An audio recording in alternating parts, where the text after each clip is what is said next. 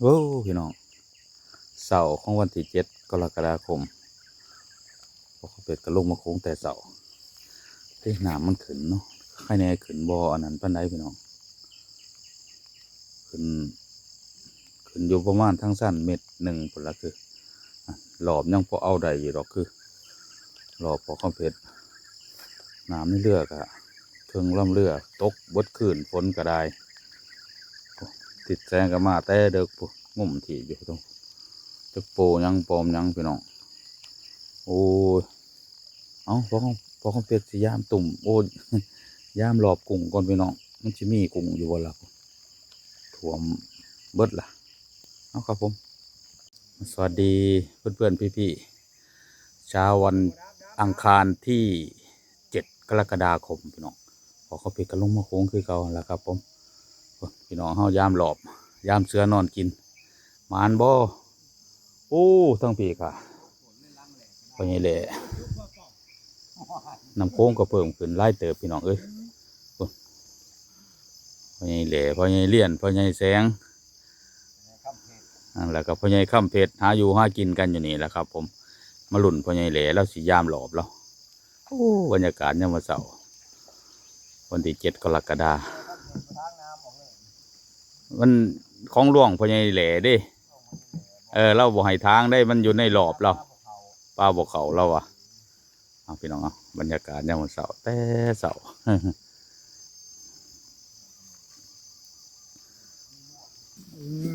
เอาพอใหญ่เอามาโหลดซัมปานพอใหญ่แหล่สิดึงหลอบล่ะสาวหลอบแล้วตามอย่างตามเดิมแล้วเข้าสู่ฤดูการยามหลอบเสือนอนกินแหละ โอ้พี่ไก่ได้ใส่แต่เดือนมิถุนาปีนี้กรกฎาพี่จังได้ใส่วันที่6 ที่ 7 กรกฎาจังได้ใส่หลอบใส่เบ็ดเปียกพี่น้องเอ้ยตกมาปีนี่ฝนมาหลาเนาะ82 หนฝน82 หนฝนมาหลาปีนี่แต่ว่ายังสิมาหนักอีเด้อซาคนข่าวจีนแตกเขื่อนฝ้ายน้ำล้นแตกเอายกพ่อใหญ่ยกเอาหลุนน้ำกันเบิ่งพี่น้องเอาหลุนน้ำกันเบิ่งพ่อใหญ่แหล่ดึงหลอบดึงหลอบดึงเสือนอนกินยามเสือนอนกินให้บ่เลิกได้นี่เนาะบ่เลิกหลังนี่แหละเพิ่นเคยมานแต่ปีกายมานปะตองใหญ่ได้นี่เอาพ่อใหญ่เอามานกี่หือว่าซะใช่ล่ะถ้าบ่มีปลาดอกถ้ามัน6แนวนี่หั่นปลา2คุณบ่ฮะ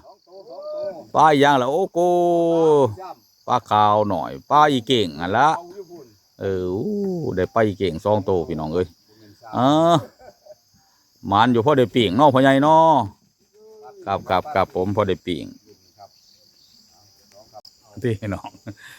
เปียกม่อมแม่มได้ฝนตกลิ้นจะได้เดือนของกำเพชรหักไทยพี่น้องเฮาได้เบิ่งวิถีชีวิตคนเข้มโค้งหาปูหาปลาพ่อใหญ่แหล่เพิ่นย่ามหลอบพ่อใหญ่เลี่ยนมาถ่ายคลิปพอกำเพชรกับไทยสอนบรรยากาศอยู่นี่ล่ะพี่น้องพอกำเพชรยามล่ะเปียกเส้นนึงบ่ถือบ่ยามเส้นที่2ก่อนพี่น้องพอได้เทื่อมันได้จักโตพอได้หิวขึ้นเมื่อปน มาเอามาลุ้นปลาตองหรือปลาเข่งเด้จันลันนะพี่น้องอะแม่นตองบ่นี่นะ อันเฮาโอ้มีพ่อโตโอ้ปลาลันปลอมได้นี่โอ้ยสดพี่น้องบรรยากาศยามมื้อเช้าพี่น้องเฮาลงมาโค้งยามมองยามหลอบยามเบ็ดกันสุดเส้นล่ะครับผมขึ้นแล้วโอ้ยปล่อยดามสมมานแต่ว่าเว้ยมานคักว่าปากกระโตละ5-6 โลผลว่าปากใหญ่นี่ดิ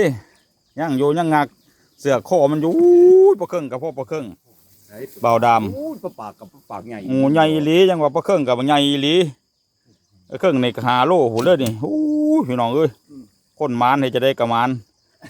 โอ้ยปลาปากเขาก็เคยเห็นได้เว้ยมันตัวใหญ่แต่เว้ยเฮ้ยเขาก็เห็นนี่แล้วเขาก็ได้กูยแม่ปลาปากว่าแมนว่าใหญ่แท้เว้ยปลาปากปลาเครื่องนี่ก็บ่ธรรมดาเบาดามามานแต่เว้ยมื้อนี้ปิ้ว วันซ่อนน้ำเพิ่นเด้พี่น้องเอ้ยปลาหลอบมานพ่อป่ากับแม่บักใหญ่หนึ่งโอ้มานี่ลีได้เบาดามนี่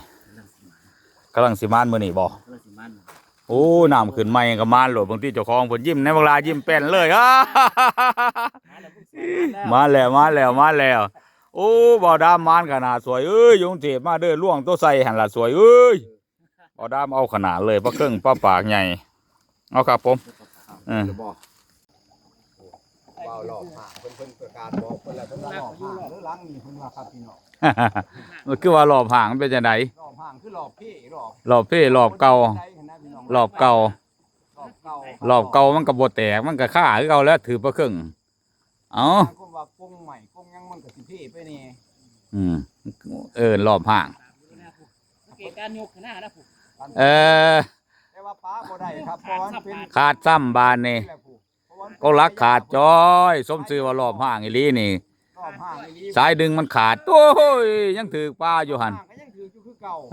ปลาย้อนบ่เอ้ยไปแล้วขาดแล้วบานนี่เสื้อมันขาดแล้วพี่น้องขาดแล้วไฟเข้ามาฟังพี่บ้านนี้ป้า บรรยากาศพี่น้อง เธอขั้วจีนขั้วยังแล้วเธอตามหาจะจุกยังวะ ปลากันตัวใหญ่พะโลเว้ย3-5 โลพุ่นแล้วปลาปากปลาเครื่องปลาปากพี่น้องเอ้ยตัวละ4-5 โลพุ่นใหญ่คักบาวดามเฮ็ดเลยปลาหลอบ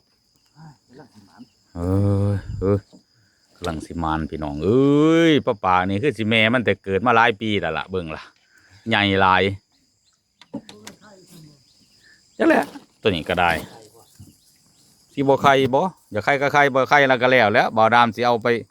อันฝากอันจะคล้องเพิ่นเอาไปขายต่อบ่ได้กินเนาะบาวดามเนาะเบิ่งเนี่ยพี่น้องประมาณ5 กิโลนี่ล่ะ ตัวหน่อยก็กินตัวใหญ่กินตัวไหนพี่ใหญ่ ตัวนี้ก็สิประมาณ4 โลปลาครึ่ง มันทำยาสูบยาไทยค่ะตัวลงไปค่ะนั่นกระสอบ น้องเอ้ย เบอร์กระสอบคือค่ะ ไอ้ก็อยากเบิ่งปลา ยาฮาราเขียวหันฮาราตัวนั้นละ พอจะจูมจะโว้เบิ่งน้ำเพิ่นบ่พอจะจูมแล้วเห็นแล้วบ่ปลาหั่นมาแล้วมันไกลๆแล้วก็ยังหุ่นจักอยู่3-4 โลแล้วอ่ะเว้ย3 โลไปกับ4แล้ว 3-5-4พุ่นล่ะ 6 โลเอาพี่น้องเอามีผู้โศกผู้มานอยู่มื้อนี้ครับผมเบาดามซื้อเพิ่นนี่ครับผมผลงานเสาร์วันที่7 กรกฎาคมเนาะเสียบเบ็ดไว้นี่ดิได้ปลาตูนปลาปากแดงนี่พี่น้องปลาปากแดง1 ตัวแล้วก็ปลาเพาะน้ำแหน่นี่มีหลายปลาอยู่หรอกครับผมเสาร์นี่พี่น้องยังใหม่ๆสดๆอยู่ยังแงบอยู่พี่น้องปลาปากแดงมันอยู่ขอคอมเพลตมันอยู่ครับผม